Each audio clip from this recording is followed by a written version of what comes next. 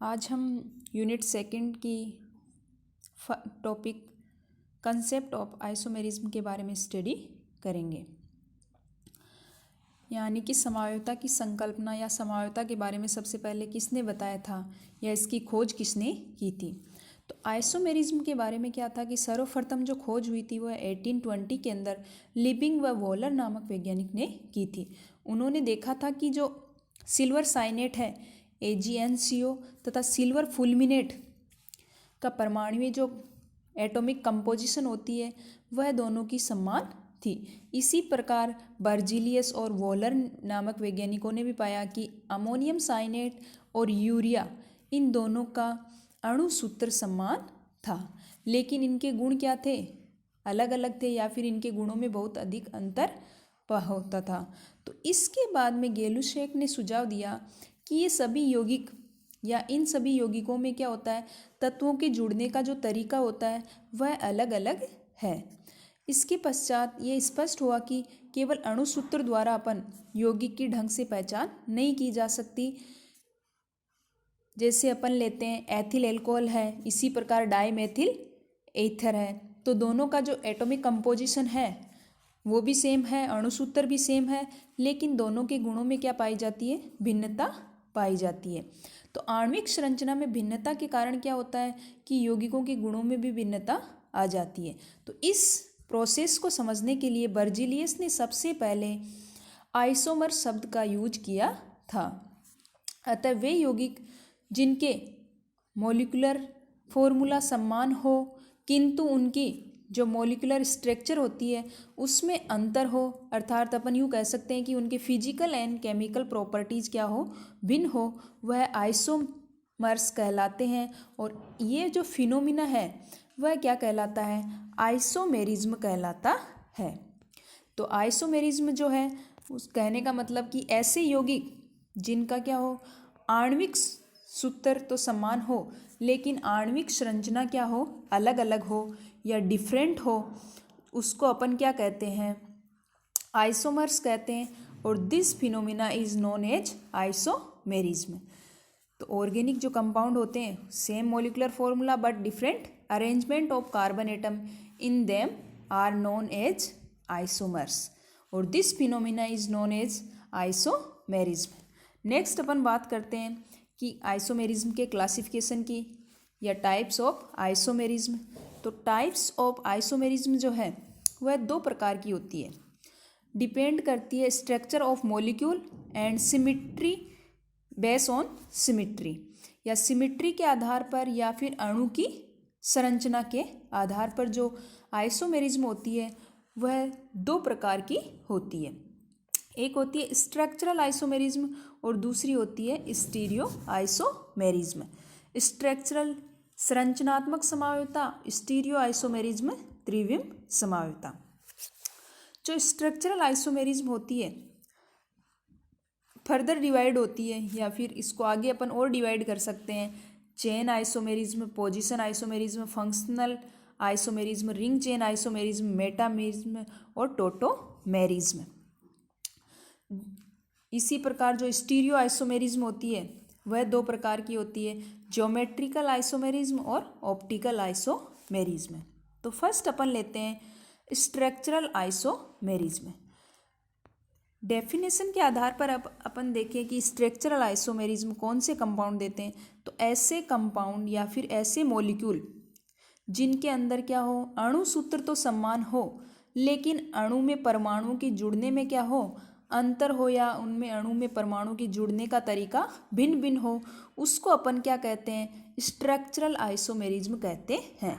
या फिर अपन यूँ कह सकते हैं कि ऐसे मॉलिक्यूल जिनमें अणु सूत्र समान हो लेकिन उनका अणु की या जो संरचना होती है वह संरचना भिन्न भिन्न हो, उसके कारण जो समवायता उत्पन्न होती है उसको अपन स्ट्रक्चरल आइसोमर कहते हैं। और ये जो फिनोमिना होता है वह कहलाता है स्ट्रक्चरल आइसोमेरिज्म। और ये जो स्ट्रक्चरल आइसोमेरिज्म है ये जो है क्लासिफाइड इनटू 6 टाइप्स। फर्स्ट अपन लेते हैं chain isomerism, position isomerism, functional isomerism, ring chain isomerism, metamerism और टोटोमेरिज्म आइसोमेरिज्म। फर्स्ट अपन लेते हैं चेन आइसोमेरिज्म। जैसा कि नाम से स्पष्ट है, चेन आइसोमेरिज्म क्या होता है कि ऐसी समावयवता जिसके अंदर क्या होता है, कार्बन की जो श्रृंखला है, चेन है, उसमें क्या होती है, भिन्नता के कारण उत्पन्न होती है।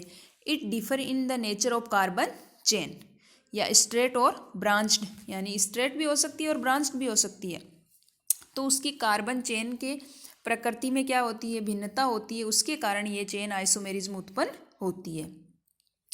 और जो ये होती है वह same molecular formula represent two और मोर कंपाउंड्स।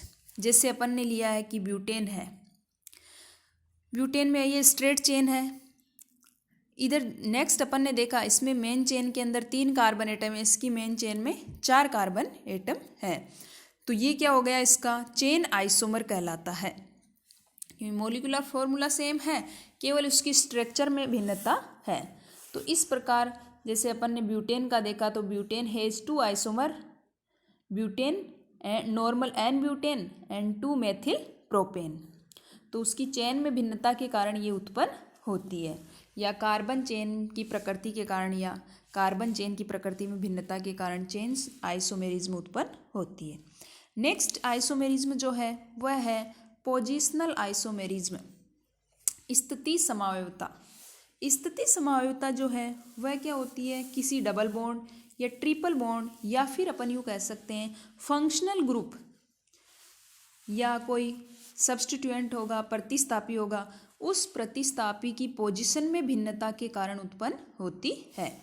यानी the same molecular formula represent 2 और more compounds, it differ in the position of same functional group.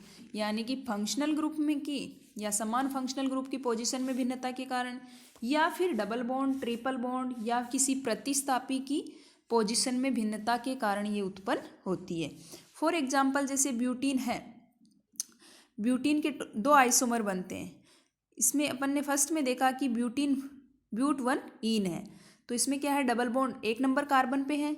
यहाँ नेक्स्ट में अपन ने देखा कार्बन श्रृंखला वही है, तो ये चेन आइसोमर हो नहीं सकते, केवल क्या हुआ है, डबल बॉन्ड की पोजीशन में चेंज हुआ है, या डबल बॉन्ड की स्थिति चेंज हुई है। तो सेकंड क्या हो जाएगा, ब्यूट 2 ईन। तो ये क्या है, इसके 2 आइसोमर है। तो ये दोनों आइसोमर क्या कहलाते हैं, पोजिशनल स्ट्रक्चरल आइसोमर्स कहलाते हैं। इसी प्रकार अगर 1 ब्यूटाइन ले ले, 1 ब्यूटाइन भी होगा, उसका 2 ब्यूटाइन भी हो सकता है, तो उसके भी 2 आइसोमर है, तो वह उसकी स्थिति समावयवी कहलाते हैं। अगला जो अपना आइसोमेरिज्म है, टाइप है, वो है फंक्शनल आइसोमेरिज्म। फंक्शनल आइसोमेरिज्म जैसे अपन ने स्थिति समावयवता में देखा, तो स्थिति समावयवता के जैसे इसमें है कि differ in nature of functional group, यानी फंक्शनल ग्रुप के नेचर की में भिन्नता के कारण उत्पन्न होती है। ये समावयवता क्या होती है कि जो भिन्न भिन्न क्रियात्मक समूह हैं उपस्थित होने के कारण होती है, और इस प्रकार की समावयवी विभिन्न क्या होते हैं, सजातीय श्रेणियों के सदस्य होते हैं। जैसे अपन ने लिया कि C3H6O2, तो इसमें क्या है कि प्रोपेनोइक एसिड है। इस प्रोपेनोइक एसिड को अपन एस्टर में कन्वर्ट कर सकते हैं, या फिर अपन यूँ कह सकते हैं कि इस क्रियात्मक जो समूह समावयवी होते हैं वो साइक्लोएल्केन, एल्काइन के भी क्रियात्मक समूह हो सकते हैं, एल्काडाइइन भी हो सकते हैं, साइक्लोएल्कीन भी हो सकते हैं। तो इसको अपन रिंग चेन आइसोमेरिज्म भी कहा जाता है।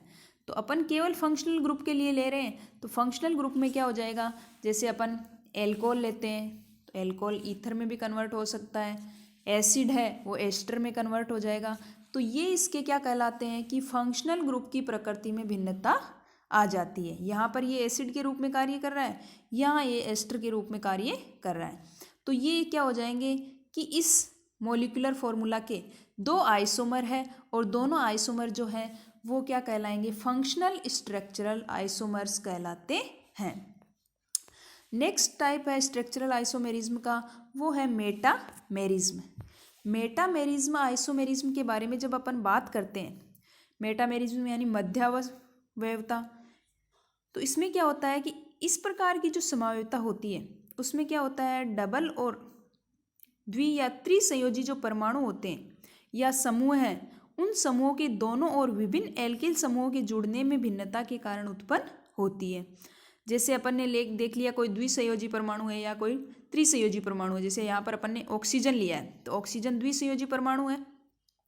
जब इसमें देखते हैं अपन तो इसके दोनों तरफ एल्किल समूह के जुड़ने की भिन्नता के कारण, जैसे अपन ने एग्जाम्पल ले लिया डाई एथिल ईथर है। अब इसमें पता है कि इस ऑक्सीजन के दोनों तरफ एथिल एथिल समूह जुड़े हुए हैं।